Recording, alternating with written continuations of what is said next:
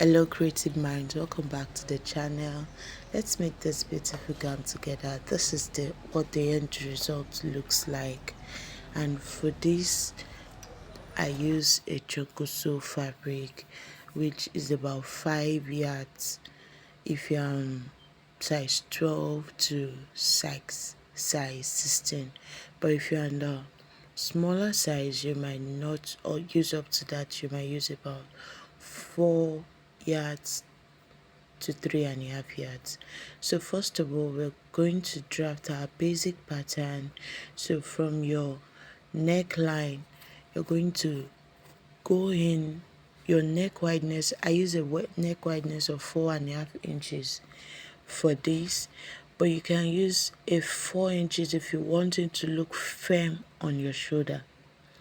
So now I'm using a depth of 10 inches for my neckline, and also I took my bust measurement divided by 4 plus my sewing allowance, and then my waist line divided by 4, my waist circumference divided by 4 plus my sewing allowance.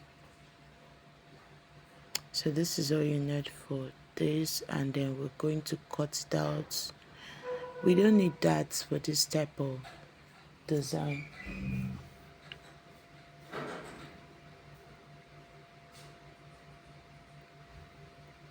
Also, don't forget to add your shoulder slope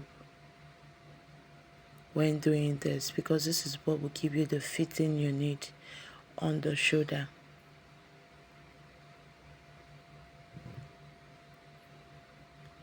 So now we'll be removing the waistline from the waist pattern from the main upper bodice. So now I'm just labeling the center front so that I don't mix it up when I'm cutting. Don't mix the upper part from the down part. That's why you see me pointing an arrow going up and an arrow coming down. So we'll keep this aside, and for this is what we are working with. So now I went ahead to cut this as the same length with my fabric.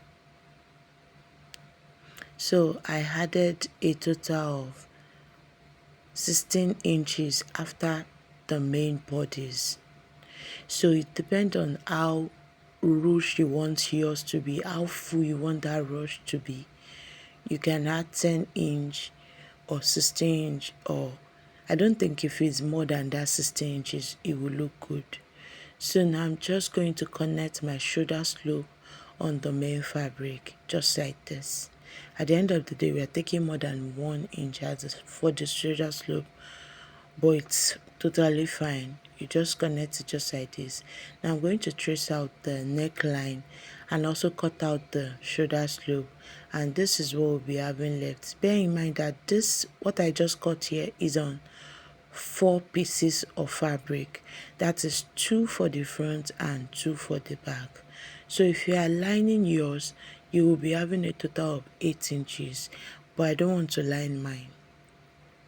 So now I went ahead to cut the waistline also on this fabric, and for the back pieces I have 4 pieces, and for the front pieces I cut it on fold, which makes it 2 pieces because you're going to be lining that part. Now let's cut out our flare, but because I can't cut mine on this table, I'll just use this handkerchief as an example for you. So first of all, you fold your fabric in form of a bias so that you can cut out your flare. If you want to have a good flare, you have to cut on a bias. This is what it looks like cutting on a bias. This is how you place your fabric from one edge to the other edge, and then you have this. So you're going to take your waist measurement divided by 4, and then you mark it down. From there you begin to take your half length measurement, which is your skirt measurement, which is after removing your half length. And then if you are having shortage at the end, you just add to it. But that's why I got 5 years, so that I will have enough, I won't have to join. So now I'm just marking this to know which one is heading up after removing the paper. So now we're going now to gather the upper and the down part of this front pieces. This is what the neckline looks like. So now you go ahead to gather the top part and the down part. That is if you want to gather it. You can also plait it. In this video I plaited mine. I couldn't wait to gather. I couldn't take the time to gather it. So now I'm just going to pick up one of the waist. Just, it looks like a band. Let's call it a band here. One of the band. This is what it looks like. You know, we cut the paper in pieces. So when you're cutting on your fabric for the front pieces, you have to cut on fold. So now I'm going to place one part of this on the mid part and then pleat all the way through, and then place the second one on the mid part and then pleat it all the way through as well. So for the back pieces, you're going to pick up one. Remember, we cut out 4 pieces for that. 2 will serve as a main and then 2 will serve as the lining. So we're just going to pick up one of the ruche and then pleat it on one of the back pieces, and also for the second one. Now this is what it looks like. Because it was too revealing, I went ahead to stitch up the neckline up to about 2.5 inches to cover my cleavage. So this is what it looks like after gathering it there on the on the band. Let's say on the band.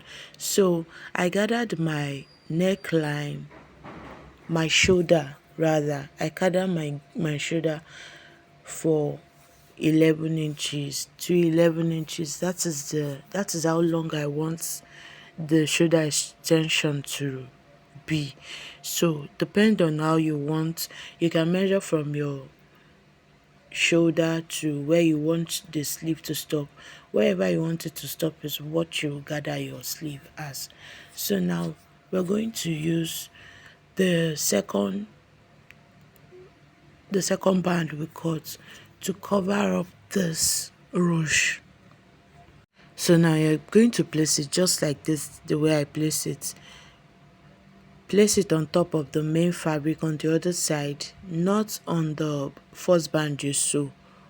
So now you're going to stitch that down and then turn it out and stitch it outside, if you understand what I mean. But if you see this video, you understand what I mean.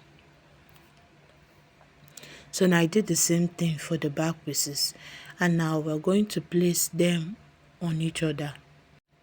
Place the shoulder on each other and then you stitch that down by 1/2 inch, and after stitching down you go ahead to weave it, because this fabric really frays out. Pardon my voice because I have cold. Now after joining the 2 shoulders together, this is what it is looking like. The open part is the back part, which we're going to be adding a zipper to. Now this is the effect it's giving us, and I'm loving it already. So now I'm going to use a bias tape to turn in the neckline, both the front and the back neckline. Now back to our skirt. This is what I cut out, and then I'm going to notch the midpoint and also notch the midpoint of the front pattern.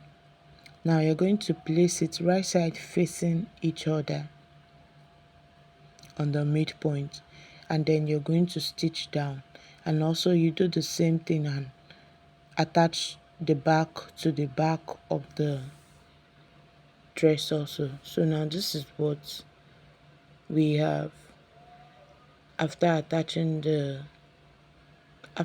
doing the turning in our sleeve and our neckline. So now we're going to add our zipper and then take our body measurement. And you're also going to make sure those bands aligns together, the front band and the second band and the back band, which is a waistline, aligns together so that they don't miss. It's like a band, so that it looks, the lines are in according. So we're going to stitch out, and this is what you'll be having at the end of the day. You can go ahead to whip the down part or just fold it. Thank you so much for watching.